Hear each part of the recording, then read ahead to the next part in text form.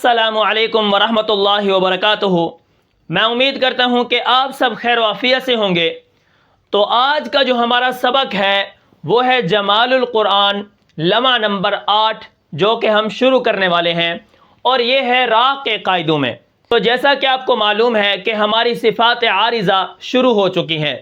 لام کے قاعدے ہم نے پڑھ لیے کہ لام کب موٹا اور باریک ہوتا ہے۔ اس لمحہ میں را کے متعلق دو صفات عارضہ کے قاعدے مذکور ہیں، نمبر 1 تفخیم، نمبر 2 ترقیق۔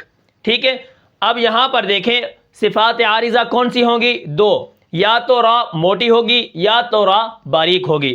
اس کے متعلق قاعدے ہیں۔ ٹھیک ہے، اب دیکھیں اس لمحہ میں را کے متعلق 5 قواعد، ٹھیک ہے، اس لمحہ کے اندر 5 قاعدے ہیں را کے متعلق، اور 6 تنبیہات ہیں۔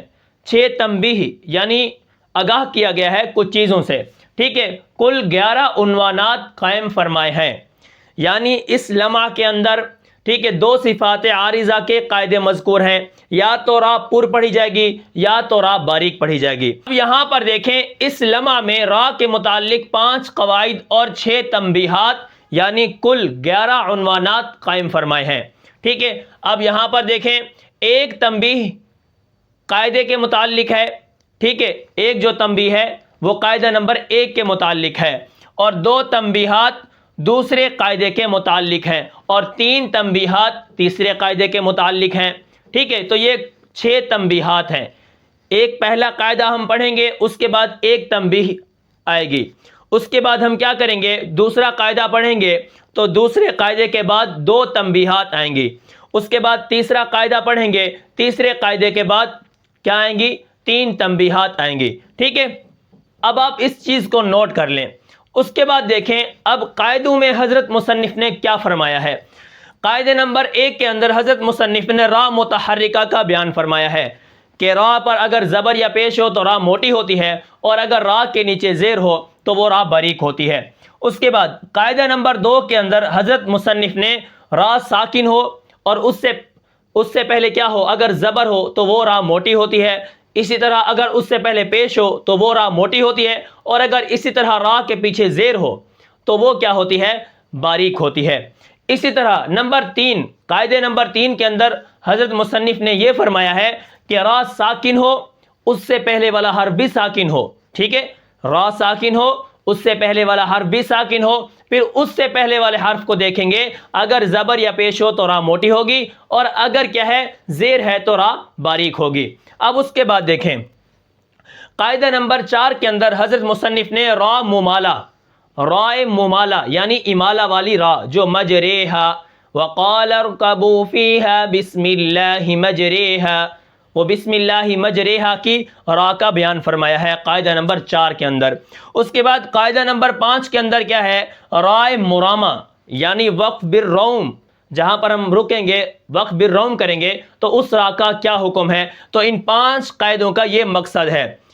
ٹھیک ہے، پہلے قاعدے کے اندر را متحرک کا بیان ہے، دوسرے قاعدے کے اندر را ساکن، اس سے پہلے والے حرف پر زبر ہو، تیسرے قاعدے کے اندر را ساکن ہو، اس سے پہلے والا حرف بھی ساکن ہو، چوتھے قاعدے کے اندر کیا ہے؟ رائے ممالہ یعنی امالہ والی را، 5ویں قاعدے کے اندر رائے مرامہ یعنی وقف بالروم والی را۔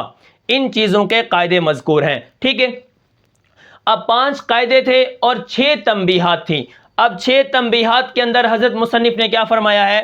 وہاں پر یہ فرمایا ہے نمبر 1 تنبیہ نمبر 1 کے اندر حضرت مصنف نے رائے مشدد کا بیان فرمایا۔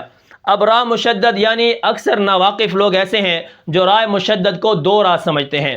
ٹھیک ہے، جیسے مثال کے طور پر اگر میں آپ کو مثال دوں، جیسے میم را زیر میر، را زبر را، میر را، میر را، پہلے باریک کر دیا پھر موٹا کر دیا، نہیں، را ایک را ہے، را مشدد بھی ایک را ہے، 2 را نہیں ہے۔ یہ نہیں ہے کہ پہلی کو ساکن کر دیتے ہیں، میم را زیر میر، اس کو 2 باریک کر دیا، پھر را زبر را، میر را، اس طرح پڑھتے ہیں، تو یہ کیا ہے؟ غلط ہے۔ ٹھیک ہے، یہ کیا ہے؟ غلط ہے۔ را مشدد ایک را ہے، کیا پڑھیں گے اس کو؟ میر ربک، میر ربک، پورا پورا پڑھیں گے۔ تنبیہ نمبر 2 کے اندر حضرت مصنف نے کل فرق کی را جو ہے اس کے متعلق فرمایا ہے کہ اس را کو کچھ کہتے ہیں کہ یہ باریک راہ ہے اور کچھ کہتے ہیں کہ یہ موٹی راہ ہے. ٹھیک ہے، تو انشاءاللہ آگے ہم اس کا بھی پڑھ لیں گے. اس کے بعد نمبر 3 پر ہے انذر قومک. اب یہاں پر تنبیہ نمبر 3 کے اندر کیا ہے؟ انذر قومک وغیرہ کی راہ، یعنی انذر قومک ولا تصاعر خدک. ان کا کیا حکم ہے کہ ان کے آگے حروف مستعلیہ کا حرف ہے تو یہ راہ موٹی پڑھی جائے گی یا باریک پڑھی جائے گی. تو انشاءاللہ آگے ہم اس کو بھی کیا ہے جان لیں گے. اس کے بعد تنبیہ نمبر 4 کے اندر ہے خیرن خبیرن، اسی طرح بصیرن کی راہ جو ہے ان کا کیا حکم ہے؟ اس کو ہم باریک پڑھیں گے وقت کی حالت میں یا اس کو موٹا کر کے پڑھیں گے یا اس کو کس طرح پڑھنا ہے؟ تو انشاءاللہ آگے ہم اس کو بھی جان لیں گے. اس کے بعد نمبر 5 یعنی تنبیہ نمبر 5 کے اندر فرمایا مصر عین القطر، اس راہ کا کیا حکم ہے؟ اب یہاں پر نمبر 6 کیا ہے؟ یسری، اس کی راہ کا کیا حکم ہے؟ ٹھیک ہے، وَلَيَالٍ عَشْرٍ وَالشَّفْعِ وَالْوَتْرِ وَاللَّيْلِ إِذَا يَسْرِ. یسری، اب اس راہ کا کیا حکم ہے کہ اس راہ کا بیان بھی تنبیہ نمبر 6 کے اندر بیان فرمایا ہے.